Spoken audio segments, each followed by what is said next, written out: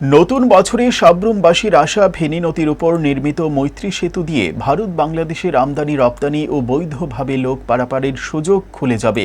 মৈত্রী সেতু উদ্বোধন হয়েও রাজনৈতিক কারণে এখনও চালু হয়নি। সেই সেতুটি দুদেশের মধ্যে বাণিজ্য, যোগাযোগ ও অর্থনীতির সম্পর্ক জোরদার করার লক্ষ্যে নির্মিত হয়েছিল।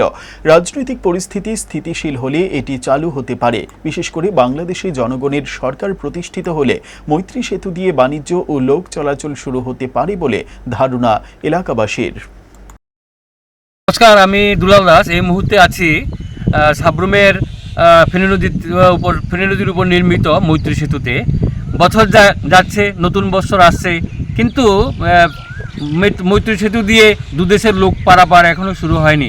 আমরা আশা করেছিলাম যে এটা কার্যকরী হবে, কারণ 2023-এ নির্বাচনের আগে ত্রিপুরার মুখ্যমন্ত্রী মানিক সাহা এবং ভারতের প্রধানমন্ত্রী নরেন্দ্র মোদী ভার্চুয়ালি এটা উদ্বোধন করেছিল। আইসিপি অর্থাৎ 1000 কোটি টাকা খরচ করে আইসিপি এবং মৈত্রী সেতু তৈরি করা হয়েছিল, যাতে বাংলাদেশের সাথে ব্যবসা বাণিজ্য এবং লোক পারাপারের একটা সুযোগ হয়। কিন্তু বছর গেল, এটা চালু হয়নি। কারণ 2024-এ 5ই আগস্ট যে বাংলাদেশের ক্ষমতা পরিবর্তন হয়েছিল, হাসিনা দেশ ছেড়ে চলে এসেছিল, এবং এর পরিপ্রেক্ষিতে সেখানকার যারা ভারত বিরোধী শক্তিরা ছিল তারা এটাকে বন্ধ করার জন্য চেষ্টা করেছে, এবং যার ফলে তারা সফলতা পেয়েছিল যে এই যে এটা চালু হওয়ার কথা ছিল 14ই আগস্ট 2024, সেটা আর চালু হয়নি।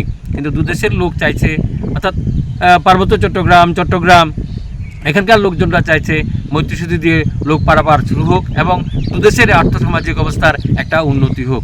এখন আমরা আশাবাদী যে নতুন বৎসরে হয়তো বাংলাদেশের নতুন সরকার প্রতিষ্ঠিত হওয়ার পর সেখানকার সরকার অবশ্যই এই মৈত্রী সেতু দিয়ে লোক পারাপার এবং চট্টগ্রাম বন্দর ব্যবহারের মাধ্যমে দুদেশের মধ্যে সুসম্পর্ক গড়ে তুলবে।